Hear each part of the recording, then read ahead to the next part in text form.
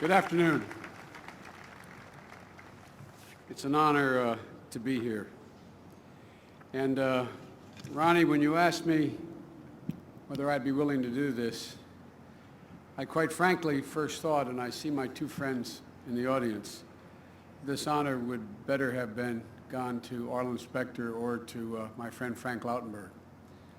Two men who in their political life, in the 35 years or more I've known them, have exemplified everything that is good about what you're trying to preserve. It's an honor to be here with you guys. And all my other friends in Congress, including Bobby Casey, my Scranton alum, and all the members of Congress. You know, there's an old expression. An institution is little more than the lengthened shadow of a man or a woman. Well, this institution, back to my right, it's obvious why it exists. So many of you have cast such long shadows, and you've done it for so long. In August of 1790, Moses Seixas of the Hebrew congregation of Newport, Rhode Island, wrote a letter to the newly elected president, George Washington. At the time, the rest of the world lived under monarchs, potentates, and despots. But this congregation, his congregation, like all Jews in our young nation, lived, as the rabbi wrote in his letter, quote, as free citizens under a government erected by the majesty of the people.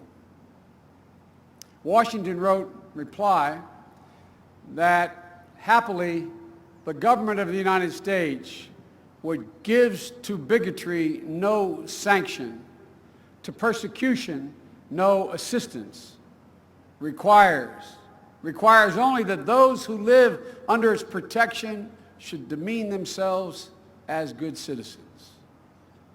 There are an awful lot of really good citizens assembled here on the Mall today. In many ways, that exchange is the first American expression that underpins so much of America's greatness. That when we embrace diversity, America becomes more than a beacon of freedom, more than the sum of its parts. It becomes a magnet for people whose ability to express the fullness of their talents and ideas are represented under no other regime, no less tolerant regimes. That's how I see this museum. I see it as an institution that celebrates the diaspora's past and illuminates the contributions made by Jewish Americans on our shared future. In telling the story of American Jewish experience, this museum, in my view, tells the story of America's identity. Jewish Americans have made a lasting and indelible contribution to America's identity and to its role in the world as a political, economic, and cultural leader. And this museum brings new life, brings life again to many of those contributions. But like so many other groups of immigrants, the Jewish people found safe harbor here in America, and in return, they shared with us their history, their culture, and their traditions. Albert Einstein, Times Person of the Century, Barbra Streisand, whose voice sold more records than any other woman in history, Sandy Koufax, who Willie Stargell once said hitting one of Sandy's fastballs was like trying to drink coffee with a fork. And many more Jewish Americans enshrined in science, politics, and every single walk of life, all with different talents, yet all part of the same remarkable history, and all emblematic of the same thing, the thing that I continue to marvel at for all my years in public life, the sense of endless possibilities afforded by the American experience. The stories are Jewish stories, to be sure, but they are actually uniquely American stories above all else. And when they're told with such majesty and grace by a museum like the one you've just built, every American's heart should swell with pride.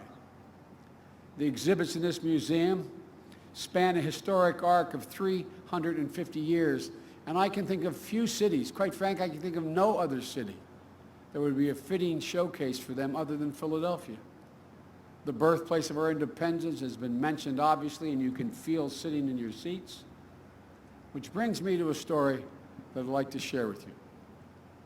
I receive an awful lot of emails, as you might guess. Quite frankly, most of them get diverted because, Arlen, they don't allow me to carry anything that it can be picked up by the intelligence community, so I don't usually get those emails, but they go to my staff and they get to me. I recently received an email directed to me from a writer who told me a story of his father that I assumed to be true. He said as a boy, his father went to school in Moldova. He remembers his rabbi saying, and he quoted as saying, "Children, they say that very far away there is a country called America." And I suppose that is so. For why should they lie about such a thing? And they say as well that far away country called America, in that country there's a city called Philadelphia. I suppose that too is so. And they go on to say that in that city called Philadelphia, there's a bell called the Liberty Bell. And on that bell are proclaimed the words from our book. Proclaim liberty throughout the land and to all inhabitants thereof. The rabbi went on to say, frankly, I find that hard to believe. Why would they write our words on their bell? He then went on, according to this young man, to tell his father and the other students, I have a favor to ask of all of my students. If you should happen, when you grow up, that you go to America, try to visit this place called Philadelphia and try to see the bell. And write and tell me whether it's true that they have inscribed our words on their bell. And the writer's father did come to America, according to his son, and he did see the bell, and he did see those words. But he saw, too, that the bell was cracked. And he said to his son, I think of myself as a person who has devoted himself to mending the cracks in that bell. Ladies and gentlemen, every accomplishment, every story of greatness told in this museum, they're all part of the many ways, big and small, every day that Jewish Americans have kept mending the bell. I look out in this audience and I know so many of you. You've been mending the bell in 1,000 small ways. Everything from homeless shelters to feeding people, clothing them, to building great institutional edifices. And it is each of our jobs in our own way to keep those stories alive. Because when we do, we are proclaiming the power of freedom and exclaiming the virtues of opportunity, and all playing a small role in mending the bell ourselves. The late, great Rabbi Menachem M Schneerson once said, and you've heard it many times, every living thing, and especially living persons, must not remain static. But he is expected to grow from strength to strength. He must always add, even if he has already achieved good things and holy things.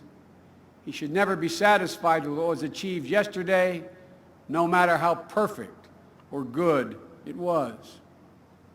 This museum testifies of the rabbi's vision. It gives all of us the opportunity to make sure that we don't remain static. It gives us strength by displaying the strengths of others.